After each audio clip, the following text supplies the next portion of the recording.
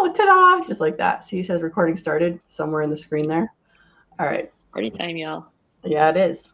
All right. Hello, everyone. Thank you for joining me for another episode. I believe this is going to be number 9. 9. I can count almost. Yeah, there you go. This is my instructor interview number 9 here at a Great Start Shooting School here on YouTube. My lovely co-person over there, that is Miss Jen Zordan. She's an NRA instructor. She's officially the very first female instructor that I ever knew or heard about, because she was a legend long before I actually got to meet her. Because people were like, oh, you got to meet her. And I had no idea who she was, like 2-3 years before I got to meet her. But the purpose of this series is to remind those of you who are just getting into firearms or you're curious about it, and to kind of set realistic expectations, is we all have a different journey to run. And by doing all the different instructor interviews, the purpose of this is so you may be like Jen. Wait, sorry, everything is backwards here. Or you could have been like Gabby, or maybe, Tatiana, or who knows, of the past instructors. So this is a very straightforward, kind of simple, we're going to ask a couple questions, same questions we did all the other ones. So you can get to understand what different people have for their journeys. Oh, you know what? I forgot the very first one. Do I have my phone? I do have my phone. I need to make sure my phone is on silent, because I will be all embarrassed if I forget. And I did not do this on the other one. So give me just 1 second. Oh, no. That was the wrong button. Hold on, working on it. Mine. That is good stuff. Well, it's one of those things. Like, sometimes I remember that. I think you're actually, after doing this 9 times, you're the first one I think I remember to actually do this. Right? Oh, at the beginning. I'm trying to figure out how to make my watch not make noise. All right. Oh, good luck. I should put in airplane mode. I don't know. Maybe that might work. All right. Find out. So, yeah, we will. All right. So poor Jen here. She has no idea all the questions. No, I did give her all the questions ahead of time. But Jen and I met, I don't know, 2009-ish, maybe, give or take, 10, 11. Okay. I'm not even sure. But I swear to God, I heard about her for years prior. Our mutual friend, David Hyatt, would be like, oh, you got to meet Jen. You got to meet Jen. You got to meet Jen. I'm like, okay. Because it was like a big deal, because there weren't that many female instructors. And Jen was an actual NRA female instructor. And so at some point, I finally did get to meet her. However, like I did with all my other lovely guests, I'm going to ask you the question of saying, who are you? Like, how long, like, here are questions I don't know. How long have you been an NRA instructor? When did you become an NRA instructor? That kind of thing. Okay. Do you want me to answer that now, or are you going to ask me officially? No, okay. That's it. So, I just realized. All right. That's good setup. So I became an instructor, I want to say probably 20. Well, wait, Zach is 21. I was pregnant with him. So 21 years ago, I did. And I became an instructor because it seemed for me to be the next logical step after being a shooter and getting my concealed weapons permit and really enjoying it. And I wanted to bring the joy to everybody else. So here we are. Awesome. Well, then that leads me to my next question, right? What is your first memory with firearms? Now, we know that you've been a concealed carrier for over 20 years. Okay, so my very, very first memory was so when I was a little girl, I was the first grandkid, and then the next grandkid didn't come along until like 5 years later. So I can remember being the only grandkid, and my grandfather and I would sit out in his backyard, and he would have his little .22 rifle, and he would lay it across his knees and let me shoot at the target against the back of the backyard there. That was I was a itty bitty little thing. Yeah. Was the target like not squirrels or anything? No. He had these boxes that he built that were full of, I don't remember what, but they were kind of full of stuff that would stop a .22. Mm-hmm. And then he would hang the paper targets in front of it. Ah, gotcha. All right, yeah, it's way better. It was all very safe. Well, that's good. It was before neighborhoods. Yeah, mine was not. Mine was a rifle with a scope that no one felt the need to tell this 4, 5, 6-year-old that you don't put the scope against your eye before you pull the trigger. Oh, Oh yeah. some things you learn the easy way and some things you learn the hard way. Yeah. I mean, well, everyone has a different impactful first time. Right. All right. So here's the thing. We kind of already answered the question of what made you want to become an instructor. It's that wanting to share your joy and happiness. Spread the joy. Absolutely. So how long had you been a shooter? Like, now we're talking about you being with your grandfather, so 4, 5, 6, somewhere in there. Yep. And that's when you started shooting. Did you continue shooting your entire life? Had you been around? I did not. No, I did not. I was taught gun safety very early because there was always guns. But as far as shooting goes, I kind of grew up in a more traditional. Once my brother was born, it was like, oh, that's the girl over there. So I have a boy now, so I can do all these boy things with the boy. So it was whatever. I went off and did my own thing, even though I was a tomboy and I always bugged my dad. He's like, no, whatever. So, Gotcha. I kind of went off on my own and did my own thing. And every once in a while, he'd take us both out and shoot. But like, he was really into hunting, stuff like that. And taking my brother hunting, I guess, I don't know, I talked too much and I made too much noise. And, No, not you. Yeah, 9-year-old girl in the woods. So I got left home for all of that. But I rebelled against that whole mentality. And I was like, you know what? If you're not going to do it with me, I'll do it myself. Screw you guys. So here we are. Here we are. Do you remember your first time going instructor training? Was it like the NRA training? Did you get to do something before that? Because honestly, I don't think NRA was the first thing. Babes with Bullets was my first thing. But do you remember what it was? It had to be NRA. Yeah. Oh, yeah. Well, the basic pistol course in order to get... the basic pistol course was really the first. And I think when I was dating my husband, he took me shooting a few times. The current one? And that was really when I got back to it. Yeah. Sorry, the current one. You only have one, right? It's only Alan? I only have the one there. Okay, just that's all I can handle. Well, that's all he can handle. That's a fact. He'll tell you that. All right. So how many years were you teaching? Like, do you remember that? Like, how did you teach? Like, I never went to any of your classes. And so did you always teach out of your home? How did that all go? Yep. I always taught out of my home, or I would go to somebody else's house. I could be a traveling teacher too. Gotcha. Bring all my gear, depending on what the crowd wanted to do. But once we moved up to Weed Road, and I had that range, it made it a lot easier for me to do it at my house, because then we just go outside and do the practical. Otherwise, we'd have to go to a range and all that stuff. Gotcha. What was the biggest class you ever taught? 11. 11. Okay. Yeah, that was a good day. Yeah, I think 8 is as big as I've gotten here, and it took so much longer because I usually do 4. Yeah. Yep. Yep. I try to keep it small. Yeah. I always try to keep it small. I like doing couples. Husband-wife teams, best friend teams, stuff like that. Yeah, this is where you and I are exactly opposite. I'm like, I prefer not to do couples because it seems like, because for me, it seems like the guy almost always knows something or more than he thinks he does than the wife. And so when they're at different levels of knowledge, he tries to teach her a lot. And I'm just like, you're here paying me. Let me be in control because I'm a control freak. Right. All right. Advice to brand new students. One of the things that I find when I'm teaching is a lot of my students will come in, they think that shooting's super easy and they should just be able to shoot out the center of a target. And they don't understand like how much stuff there really is between safety and actually pulling the trigger. So what kind of advice that goes on? Yeah. So what kind of advice would you give to someone who's watching, for example, that's thinking about getting into guns, is not really considered guns yet, hasn't handled them? What do you help them? What would you suggest to help them learn, basically? First of all, if you've never touched a gun before and you really want to try it, find a good instructor. That's your very, very first thing. And then learn the safety rules, practice them all the time. Don't let up on safety, and practice, practice, practice.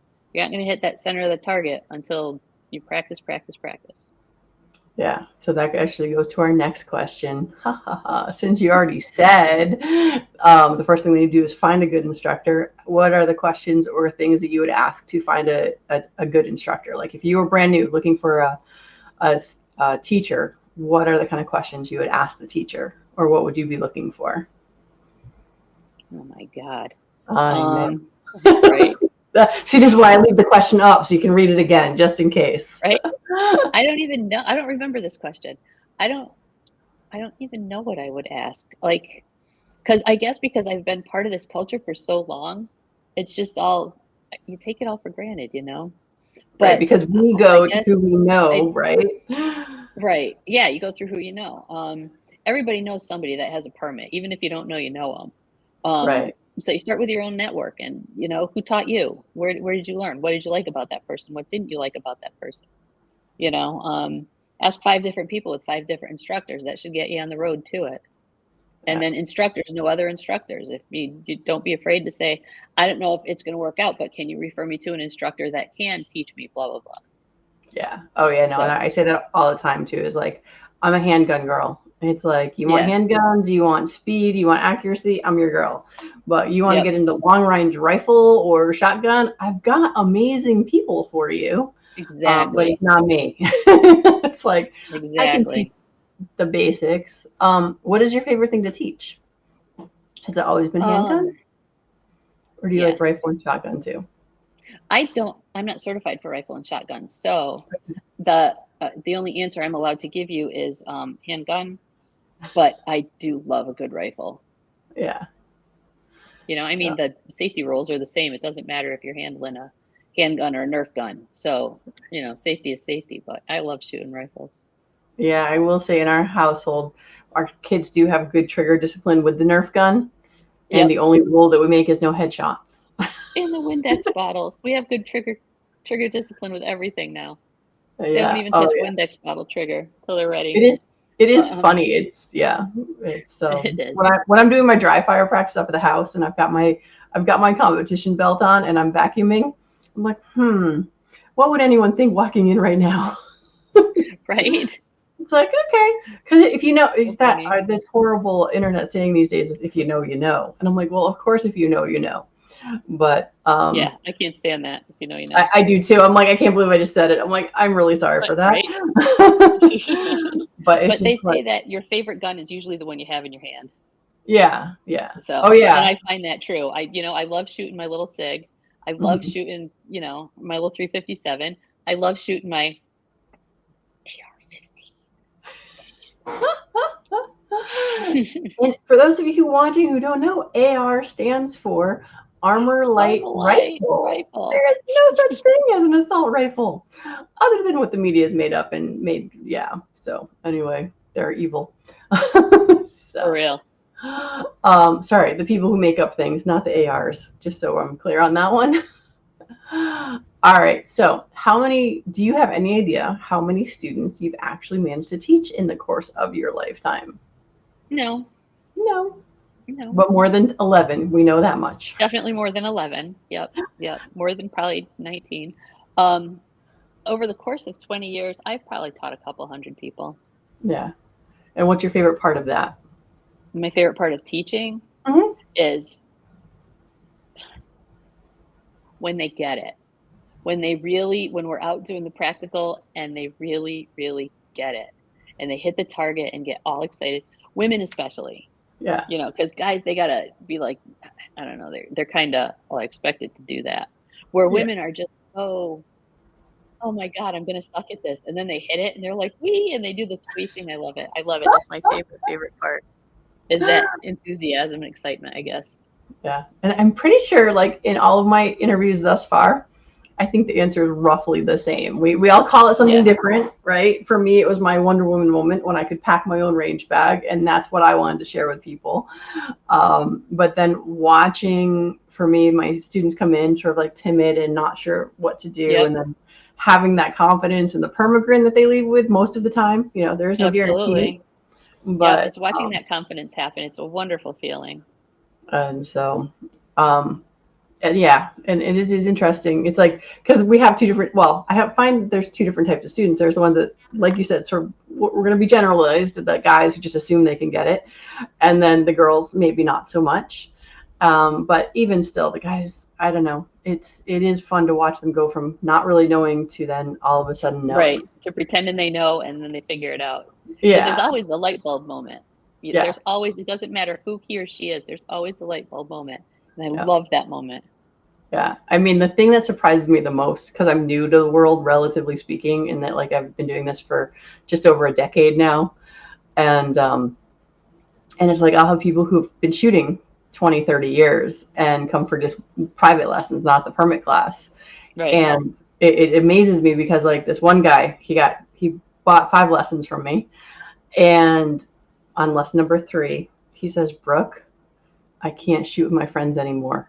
I had no idea how unsafe we were being. And I'm just like, okay, good to know. I'm sorry I've ruined your friendships, but I'm much happier to know that you're safe now. Oh, man. I'm like, we could have a range day, invite them all over. You can say it's because I've got cool moving targets and stuff. We won't even tell them about the safety issues. Right. I'll just do the range. They can tape their faces on them or whatever. Exactly. You can have a Dick Cheney afternoon. Oh gosh. Yeah. Oh, it is sort of funny though how many people are like, can I bring a picture of my ex? I'm like, no, we don't do that on this range. Can I bring a picture of no, not here. Not in your own backyard. You go right ahead. Right. Not here. All right. New person, we asked that question. Do you have anything that is specifically the thing you are most proud of in your firearms journey? Okay. Yeah. Yes. Okay. Yes. We're going full screen for this. Go ahead. My event. Oh, we're going full screen. We don't have to go full screen. That's a lot of jowls. I didn't mean for you to look. Just sorry. I'll make you small again. Is that better? Thanks. I was gonna exercise my neck for this, but I just didn't have enough time. Now my event that I used to do, Women Gone Wild. Yeah. Yeah, that's the my proud moment. Yeah. Proud moments. How many years did you do that for? 14 years we did that. And through that program, we introduced so many women to the different shooting disciplines.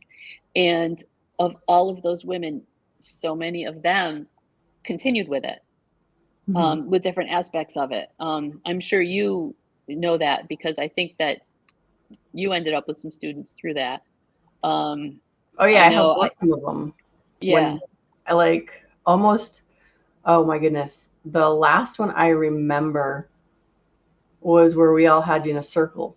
And I think there was like some blessing and a blanket. Yeah, the prayer I sort of remember. Yeah, the prayer blanket. That made me cry. Yeah. We did a good job. In front of people. I think that was the last one. That you were at, because we still did at least 1 or 2 after that, I thought. Or is it just that Harwinton then turned it into the Women's Day? Yeah, Harwinton turned it after I moved. Harwinton turned it into their Women's Day. Yeah. Which is also fun. Which is also fun. Not as, I don't think there's as many activities as there was when I was doing it. So I'm pretty sure they're probably not dragging an excavator out there. I don't know. I haven't been part of it for a while. Yeah. I hope they are. I know there's still axe throwing and knife throwing. There is still the field to table stuff. Wonderful. First aid, massage is always one of the places you can go. Archery, shotgun, rifle, handgun. Last I knew. But what inspired you to do the first one? Okay. Funny story. Okay. So I was a member at Northwest. Was it Northwest Connecticut? NWCSA. I just say that one.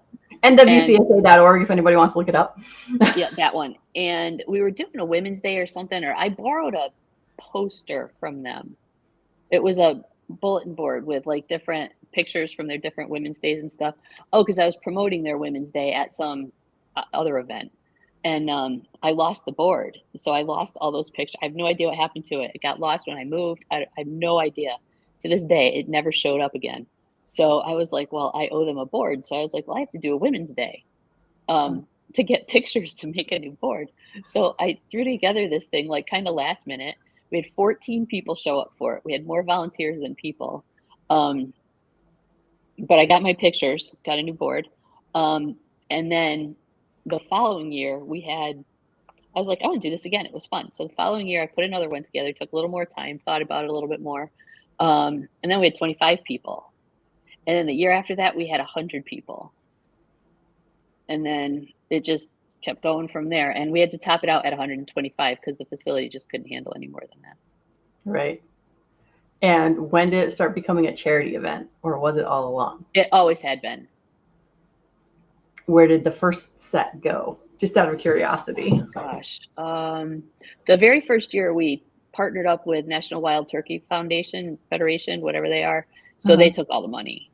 Gotcha. And then the following year I was like, I can do this. I can do it better, and I can make more money with it, and I can give it to whoever we want. Right. So I can't remember who that year. I might have just gone right to the club, but I'm not sure. Yeah. And then I decided that I wanted to take the event and bring it to other clubs too. Yeah, no, it's one of those things that, like, every time I have to go to testify in Hartford or in DC, it's just like, I wish that more people understood, like, what a giving community that we are. For real. And your event is another example, because, like, I talked about competition, which I'm going to this weekend, but it's like, we're all volunteers. It's like, you might go to a match at some club and pay 10 or 15 or $20 or 20, whatever. None of that money goes to the people who are working the event. It all goes to the club, and people don't get that. Right.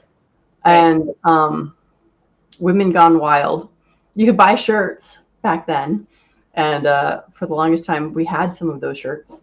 Yep. I think I still have one tucked away somewhere. Yeah. It's like a keepsake item. But I chose different charities because I wish I could remember them all. I know we did the national, the MS Society. I think we did something for cancer one year. I know we did ECAT a lot because they're a local service dog. Yeah, I have no idea what ECAT stands for, but yeah, service dogs, that word. Yeah. And I tried to always, this is going to sound kind of awful, but I always tried to choose my charities based on what is going to pull people in, because it was more important to me. It was more important to me, but it was very important to me to get the women there to learn the things than it was to make the money. The money was a secondary, let's just, throw it at something that everybody loves, and just to get them in here so they feel like they're doing a good thing. But my underlying motive is to get them in here to learn the thing. Right. And who doesn't love puppies? Everybody loves puppies. Right. Everybody loves puppies. So yeah. All right. Well, since you happen to mention the whole MS thing, we're going to talk a little bit about that. So those of you watching probably cannot tell, but my friend Jen here does have MS. And that's a headrest. Yeah, it is bad. Yeah, I know. You can't point where you think you are. You have to look at the screen, and it's that way. She's over there. It's like, no, there. So yeah, or just go like this. Hi, yes, here we are. So, I don't know. You can tell people as much or as little as you want. So I don't want to like shove my, you're foot fine. all the way down my throat. But it's been years. You were 32, I think. When did you find out you had MS? I was 30. 30. Okay. Yeah, I was 30. And how old were you in 2010 when I met you, ish, give or take? I was born in 1969, so so you're only a year older than me. Okay. Yeah. So, all right. You're asking me to do age math, and there's a century in there. I can't do this is the joy of being born in 1970 is like, I just need to know what year it is, and I have an idea how old I am. And you give me a decade, I know at least whether it was a 0, a teen, or 20. But anyway. So how did MS affect your shooting? Like, it took time.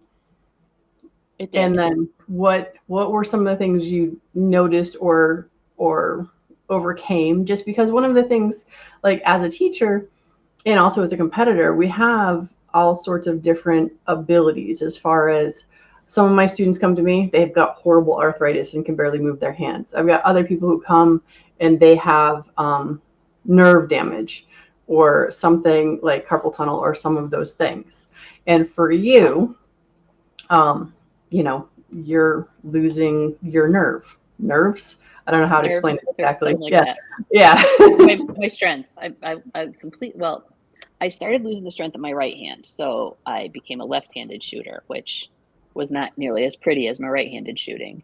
Um, but you compensate, and after a while, it got all right. And then I lost enough of the strength in my left hand that I couldn't really teach anymore. The practical, I could still do the all the book stuff, all the paper stuff, the lectures, slideshows, all that stuff. But I would have an assistant come help me with the practical stuff. That was my husband because he's good for me like that, and I didn't have to pay him. So he would help me with all that stuff. I do still like to shoot, but I don't do it by myself anymore. Okay. Unfortunately, I have somebody else set it up for me, and then I pull the trigger and I squee because I still love it. It's the squee factor. It's always the squee factor. But I do that when nobody's looking because it's not as pretty as it used to be. Well, And I've been watching. There's a lot of YouTube videos out there of people in wheelchairs with no hand strength that have made for themselves adaptive equipment. And someday, when the last one moves out and there's time, I'll start looking into all that. yeah. Through the competition world, I met this guy, Shaky Dave, and I am not sure what form of neurological issue he has, but for him, he's constantly always shaking. And so you're talking to him and he's just always moving and he can't really hold still unless he has a firearm in his hand. And then that allows him that moment of zen where he can pull everything together and, it helps him. I've spent time with him when we were in DC, and I don't know more of the story than that. But I think one of the other things to understand in the shooting community is anyone can do this. There's always a way. Absolutely. It's like absolutely. And the shooting community is so supportive. Supportive. I remember when I was losing my function, I was having a hard time standing up. I would still go to turkey shoots. I'd take my 12 gauge up and I'd go to turkey shoots. And those guys were so good to me. They would be so patient while I got set up and everything. And, they would hold my gun for me, hand me my gun when I got settled and all that. They were wonderful. Just a wonderful group of people. And it wasn't like this good old boys club where they were laughing at me. They were just wonderful group of people. Yeah, that's probably the furthest from the truth. It may be a stereotypical thing you see on the movies, but I've never come across a group of people like that at any gun community, whether it's shotgun, long gun, there we go, shotgun, rifle, or handgun. I know my terms, really, I do. So I have ammunition on a poster. Yeah, right. So that I don't have to know stuff. I can just look it up. But it's just, again, it's like when I go and I talk about the gun world, I'm like, I wish people would check it out, would come visit, because we don't care if you've got what is it? Like literally, when I watch I can't think of the name of it, but they've got a bunch of veterans that have various body parts missing, and there's a competition just for them. And it's just like, so literally you can have one arm, no arms, no other arm, no leg, and you can still be part of the shooting community because there is a way. It's wonderful. It's a wonderful community. And so if you think you're too old, too young, too fat, too small, too skinny, too tall, none of it's true. We'll figure out a way for you no matter what. And it's like, I don't know for you, like the different kinds of students you've had, but I think some of the ones that are like most heartwarming almost are the women who are from domestic abuse and they don't want to be a victim any longer versus they're taking their power back. Yeah. And it's just one of the stories that I was told by not my student, but one of my friend's students, was that this woman had been beaten, left for dead in a ditch, and her ex went away to jail. Well, because he didn't kill her, he got out of jail. Right. And it was only attempted murder. Yeah. And so he swore he was going to come back and finish the job. And that's why she decided she was finally going to, get some training and have something to do. We are our own first line of defense. Yes. Oh, wait. See, I got to get you into the DC project. I am my own first responder. See that? I love that. Oh wait, but wait, there's more. Gun rights or women's rights. Absolutely. Trying to do it without the reflection of the lights, but and that's just it. It's like the girls in the shooting sports have grown exponentially. I mean, you've been here longer than I Yep. have, but for Yep. real, I was you really one of the first. I was when I was doing those turkey shoots, I was the only girl in that barn. Yeah. You know, it was me and 30 guys. Yeah. When I did my instructor training, it was me and 4 other guys. When I did my handgun class, it was me and 4 guys. You know, it was I really kind of, I don't want to say trailblazed, because that kind of gives the impression that I bullied my way in there, but it wasn't like that, because everyone was so wonderful and accepting. You know, the Right. other instructors that I met when I was doing the whole circuit and going to other clubs and stuff like that, all of them just wonderfully supportive, and so glad that there's finally women breaking into the community, Oh you know? yeah. No. I had another instructor is why I became a training counselor, because um, when I started back 2010, it's like if I went, I was one of 50 or 60 people that were there competing. And, you know, I was like, oh, I've never been a girly girl, but on the range, I go, oh, there's another girl here, you know, in like 2011, 12, by 2014, Yep. 15, there started to be more women, but it was just like, oh, there's another girl. But as far as, you know, as far as instructors, it's like, oh, they're growing because of things like A Girl and a Gun and the Yep. Well-Armed Women. So there's actually national groups out there. But it's like, I had another instructor say, Brooke, are you a training counselor? I'm like, no, I have no interest in becoming a training counselor. She's like, well, I think you should be a training counselor because there's not a lot of female training counselors out there. I'm like, okay, I still don't want to do it. And he bugged me for like 2-3 years. He's like, Brooke, I want you to teach my daughter because I want my daughter to see that women can do this too, because he'd been a training counselor forever. And I'm just like, okay, fine. After like 3 years, he wore me down. I'm like, all right, I will go to the NRA. I will spend the weekend. I will spend my 450 or whatever the heck it was to get it done. And it's just I love like, that. it's, you know, like your story about you needed a poster is why you started. Yeah, I Women needed a Gone poster. Wild. I was like, yeah, there's lots of things along our journeys. It's like, we did not set out to be trailblazers. We did not say, ooh, I need to do this because I'm a girl in the gun world and there's not enough girls. Not what any of us signed up for. It was Right. really more a Right. matter of, hey, this is here. Let's try this, see what happens. Yep, we're filling a void. There you go. All right, really, we're finally to the last and final question. Aw. Is there anything else you want to share before we end? Whether it's, I know you didn't have any good recipes because I threw that as, you know, it could be anything. Right. Well, it could be, what do you love about being in South Carolina versus Connecticut? Anything you want. God, Because, what's oh yes, not when we to love? met, we were in the same state. Like, same, I would go visit her at her house and stuff. But now Right. I see her once every couple of years. What is not to love about being in South Carolina instead of Connecticut? From the lower taxes, the friendly people, to, I don't know, the food. They put gravy on everything Oh yeah, down here. It's gravy. the best. They either put gravy on it or they dip it in ranch. I have never been so happy in my life. In my life. Ranch was one of your favorites before you left, so there's that. Yes, it is a culinary heaven down here. It's amazing. And congratulations on having a sort of newlywed, the most. Thank you. Oh, what yes, do you call my daughter it? got married in March. Yeah, it looked like it was very adventurous. The whole upside down tents and everything. It was quite a day. Yeah, windstorm came through. We were having 250 people here in a tent, and the wind blew the tent away. So we had to scramble to find a new venue, but we did it. We did it. And it looks lovely.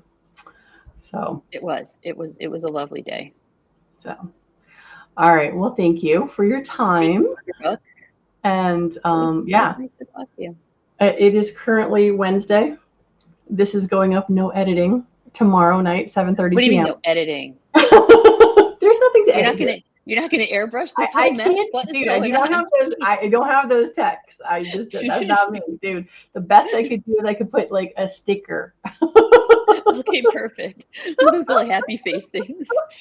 I'll just put little dancing pandas, like the Grateful There Dead you pandas go. across the bottom, teddy bears, whatever they are. I'm not a good enough Perfect. deadhead to know what the hell they are.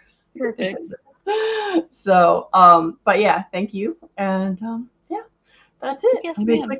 click the end broadcast button, and then it's going to say, "Are you sure?" Because I always forget that part. And then There it it is. really is.